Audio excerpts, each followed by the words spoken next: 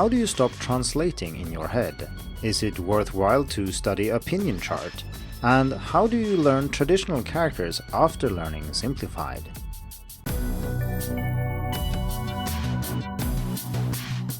Hello and welcome to the Hacking Chinese podcast. This is the 104th episode of the podcast, which means that we've been going for 2 years straight without missing a single episode. I originally started the podcast partly because I wanted to make it easier for people to access my content, but also because I greatly appreciate other content creators who make it easier to listen to their content. I have much more time to listen than to read these days after all, so if there is a podcast, it's just much more likely that I will consume someone's content. And I think that is true for some of you who listen to my podcast as well. If you appreciate the work I put into this podcast, as well as into Hacking Chinese in general, I would be very happy if you left a positive review on your favorite podcast platform. The podcast is available on many of those, such as Apple Podcasts, Google Podcasts, Overcast, Spotify, and YouTube.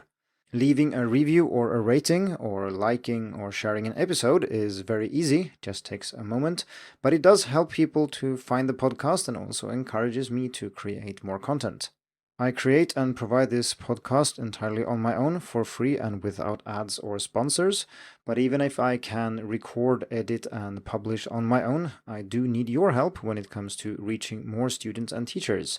So if you like the podcast, please consider rating it and leaving a review.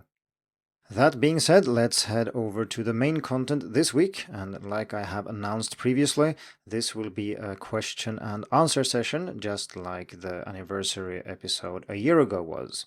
I have selected 3 listener questions, and I decided to stick to 3 because that allows me to go into some depth for each question without making the episode an hour long. If you have a question you'd like me to address on the podcast or maybe in an article, you can always contact me at editor@hackingchinese.com. So the questions today are: how can I stop translating in my head when speaking Chinese? How should I learn traditional characters after learning simplified? And is it worthwhile to study a Pinyin chart? The original questions, as posed by listeners, are longer than this and contain many more details, and I will disclose those for each question when relevant, but the goal here is to discuss these questions in a way that everybody can benefit from, and that means that I will widen the scope when necessary. I'm going to discuss the questions in reverse order, so let's start with: is it worthwhile to study and learn a Pinyin chart?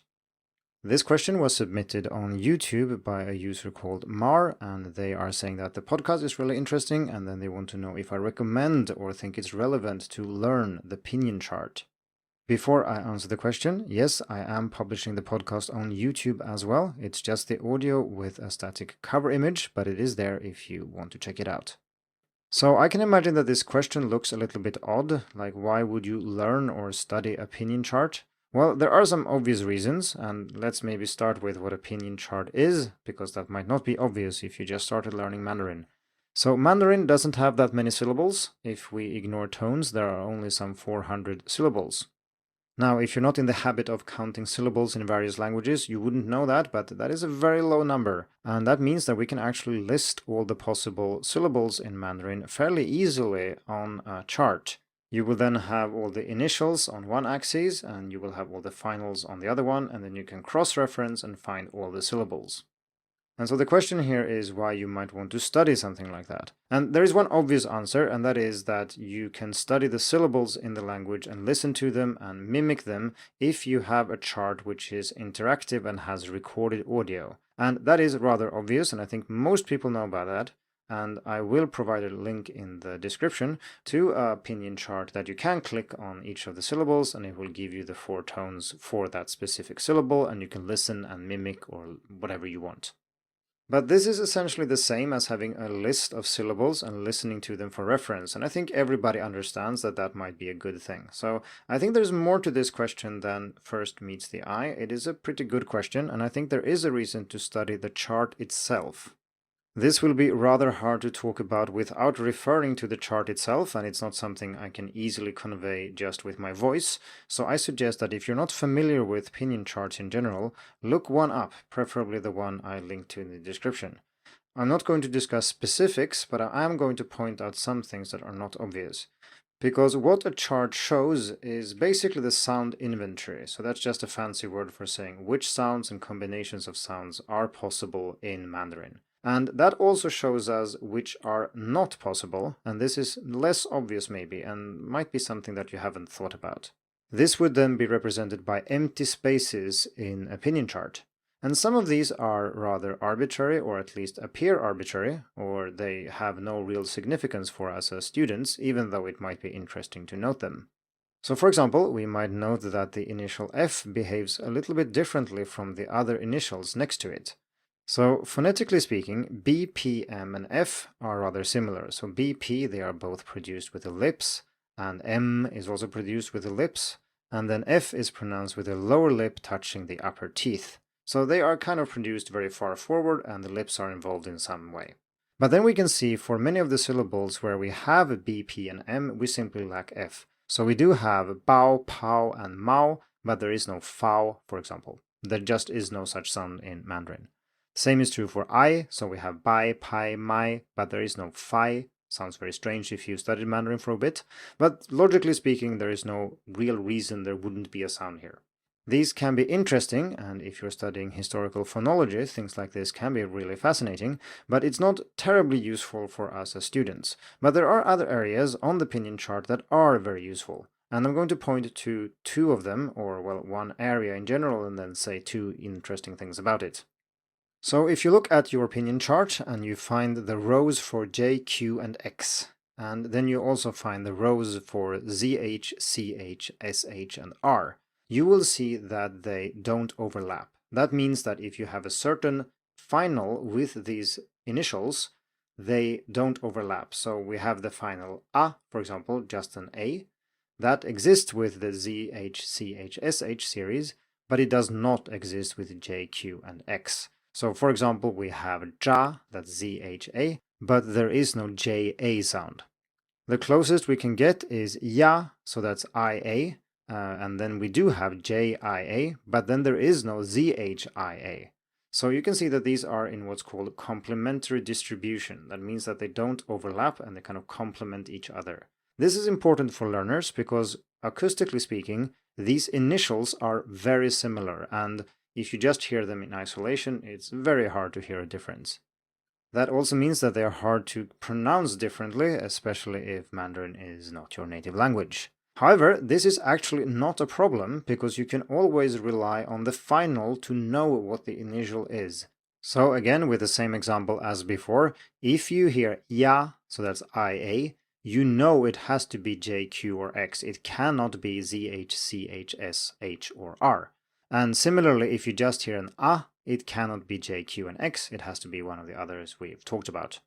And this is relevant for many students because many struggle with this and they think that J, for example, is very hard to pronounce.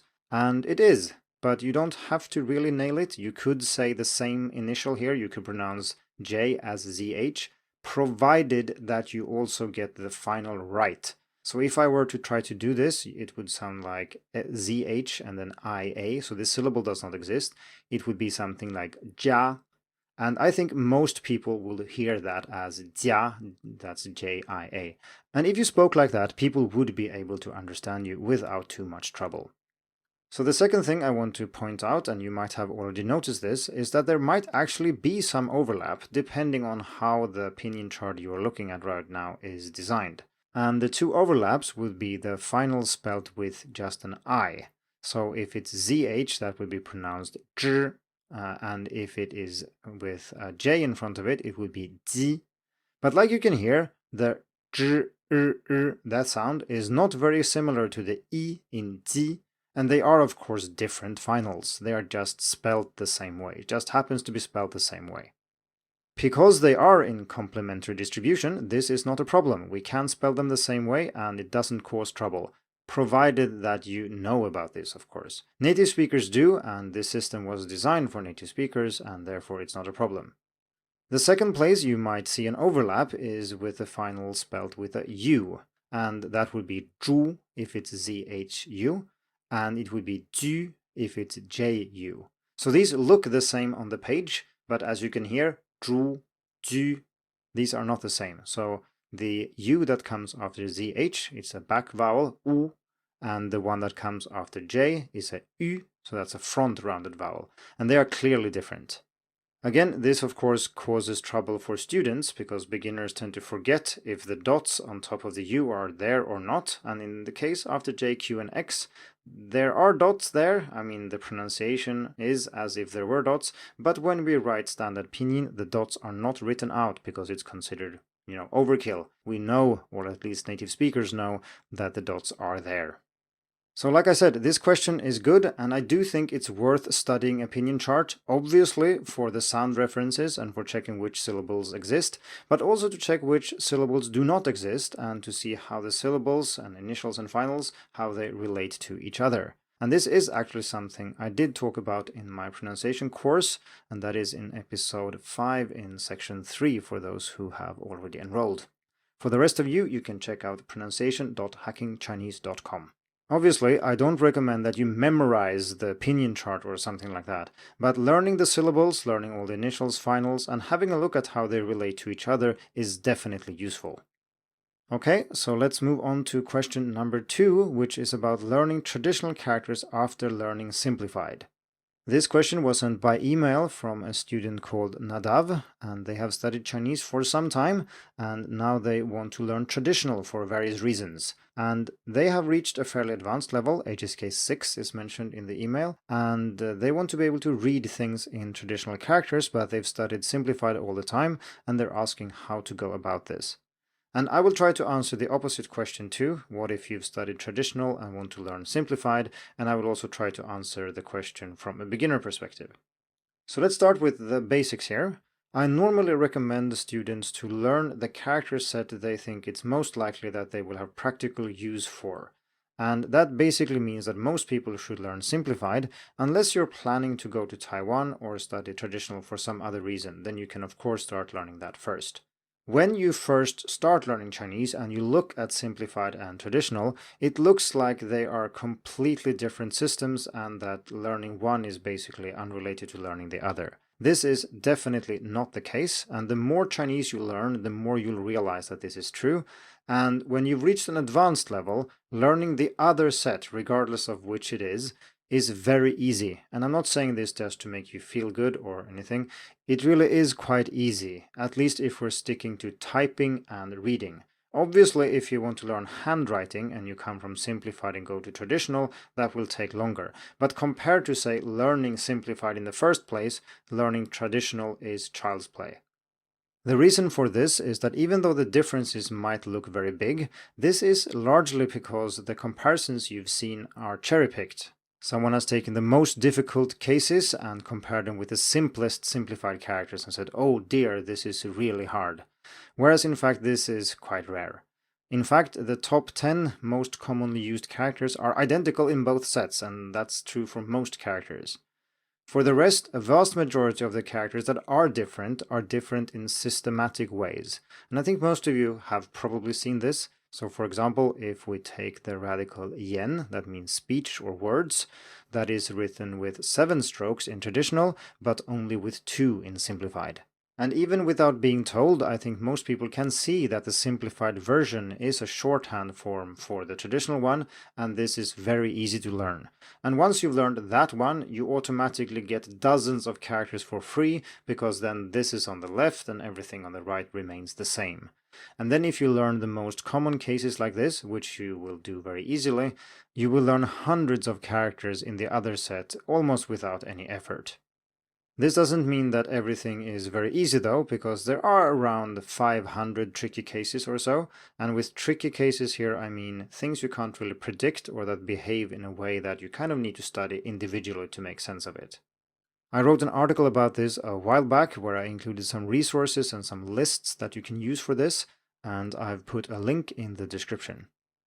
As for how to learn the other set more precisely, this depends on, well, your preferences and what kind of learner you are. If your Chinese is already quite advanced, you just read a book or two in the other set and you're basically good to go. You'll have to look up a few characters along the way, but once you've done that, you'll have covered most of the cases and it will get rapidly easier to read in the other set. If you prefer, you can also explicitly study the differences, and then you can use the resource I just mentioned. So in general, the advice is to wait as long as possible, or at least wait as long as you have a practical reason for learning the other system, because the longer you wait, the easier it will be. There are some people who want to learn both simplified and traditional at the same time as beginners, and I think that's fine if you are really interested in the writing system and in characters, of course.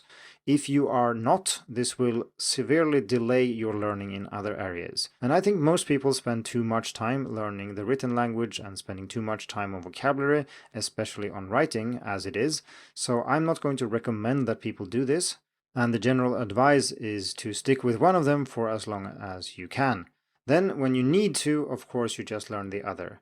And the earlier you do this, the harder it will be. I'm a good example of this myself. I started learning Chinese with simplified characters and then switched to traditional after a year. I remember having to spend some extra time learning the maybe 1500 characters I had learned by then, but it wasn't a chore and I don't remember being super frustrated by it either. I do remember the handwriting taking extra time, but that is something most of you maybe don't have to do. If you're learning the other set for your own good, you can stick with typing and reading, and that is much easier. As for the order, i.e. if it's better to do traditional first and then simplified or the other way around, that's not a practical question. I think most people should decide which to learn first based on practical factors, but if you want to know anyway, moving from simplified to traditional is harder than going the other way around. And this is not very strange. There are many cases where you have several traditional characters that map to a single simplified character. And if you know A, B, C, and D, and now need to know that these four characters, they are actually written with one character instead, that is obviously easier than going the other way around, because then you have one and now suddenly you have four. And not only that, but these four variants cover similar meaning as the one character you used to know. There are also some simplifications that are not very regular and not very transparent. So we talked about yen before, and that one is fairly systematic, but in some cases it is not simplified. For example, in the character zhe, as in this, it is simplified in a different way. We have a wen inside that character, but in traditional it's a yen. There are also some components that are simplified in a non-systematic way and that you can't predict if you come from simplified. So for example, we have the component yo, the one that means right hand. It looks like an X with the top two ends connected. That one works as a kind of joker or wild card. It can stand in for a lot of different components in traditional. So you only know that it's a replacement for something more complicated, but you don't know what it is unless you know traditional, of course. So while most of the simplifications are systematic, not all of them are, and some of them are not very transparent. So to summarize, really learn one of the systems first. That means it's much easier to transition to the other one. Then go through the systematic changes if you want, or you can just pick those up by reading. You can also study, optionally, the tricky cases I mentioned. And then if you just read a book or two, you'll be fine. And if you think it sounds scary to read a book or two in Chinese, then you probably shouldn't voluntarily change to the other character set. Naturally, if circumstances force you to do so, then you should, and that's what happened to me, and that was fine. Don't worry about it. It's less of a problem than you think. So let's address the last question, which is about translation and how to stop translating in one's head when speaking Chinese. This is probably one of the most common questions, not just when learning Chinese, but when learning foreign languages in general. It's sometimes asked about listening and reading as well, so how can you stop needing to translate to your native language when reading and listening to Chinese?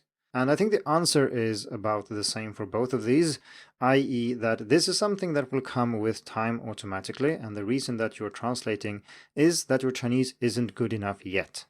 For listening and reading, this is rather obvious if you think about it. There are many words that beginners don't need to translate. So if someone says ni hao to you, do you really translate that to hello and only then understand that it's a greeting?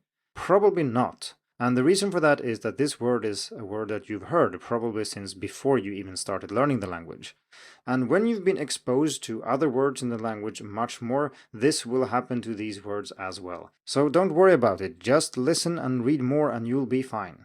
This question though was not about reading and listening, it was about speaking. But I still think the answer is somewhat similar. The reason you are translating is that thinking in Chinese is too hard. You don't have the necessary structures in place, you can't recall the words quickly enough, and everything is just too slow in order to form coherent and complex thoughts, and so you do it in your native language, which is much more natural to you, and then you get frustrated because when you try to express these things in Chinese, it won't work, of course. Partly because translation is very hard, and partly because just expressing these things in Chinese in the first place is hard, even if you didn't do the translation. When it comes to speaking, though, I think there are some things you can do more directly to practice this, though, so I'm not just going to say practice makes perfect and leave it at that. This is an area where I think fluency development is very important, and fluency development here means getting better and quicker at things you already know, rather than learning new words and new grammar. This is something we discussed at great length in episode 99, so please refer to that one for more details. A particularly good way of practicing spoken fluency is to use word games, and here I'm referring to word games where you are describing a word without being allowed to say it using the Chinese you've already learned. And there are many commercial games you might have tried, such as Alias or Taboo, where this is the core idea. And I discussed this in episode 73 of the podcast, and how to use this both as a learner and a teacher of Chinese. These games are excellent for practicing your spoken fluency because they force you to use the Chinese that you already know in order to get around obstacles that you encounter when communicating. And so this is essentially the problem that you have when you are translating. It is that you're not using the Chinese you already know. You first form an idea of something you want to express in your native language and then try to do it in Chinese. And this is because you are not ready to form these thoughts in Chinese directly. And playing a game where you have a time limit and there's a certain competitive element maybe, this encourages you to do it quickly and not really care that much. You don't have time to translate and therefore you will not rely on it as much. Another suggestion is simply to stick to things that you can talk about in Chinese only. And it shouldn't come as a surprise that if you started learning Chinese recently, or even if you've been going for a few years, there will be many concepts and tasks that will be hard to discuss or complete completely in Chinese. Some things are rather complicated to talk about, and if you don't have the grammar or the vocabulary to do so in Chinese, of course you will feel that you are translating, because that's the only way you can think about these things in your native language, and then you will struggle in Chinese. So in essence, I think that translating here is a natural process. It's something that most of us experience when learning a foreign language. It's not something that you can skip by using some kind of magic trick or using a specific exercise and then whoop, bang, you will be able to do everything in Chinese. No, as your Chinese becomes better, you will be able to form thoughts directly in Chinese more fluently and so on. Naturally, if you practice doing that, such as by using the game I just mentioned, it might be a little bit quicker, but this is still not necessarily something you need to worry about at all. For example, it's perfectly fine to have flashcards with English on one side and Chinese on the other, or vice versa. This is not the cause of your translation. Some people insist that you should use images instead, or you should use monolingual dictionaries and not include English at all, and so on, but there is very little research to suggest that these things actually work better, and there are many downsides to using images and monolingual dictionaries that I don't have time to cover here, but I will return to in future episodes. I think that wraps up this episode, so happy anniversary to the Hacking Chinese podcast, and don't forget to leave a review and rate the show if you like it. Thank you for tuning in to the Hacking Chinese podcast. If you like this episode, please share it. More information and inspiration about learning and teaching Chinese can be found at hackingchinese.com. See you in the next episode, and until then, good luck with your studies.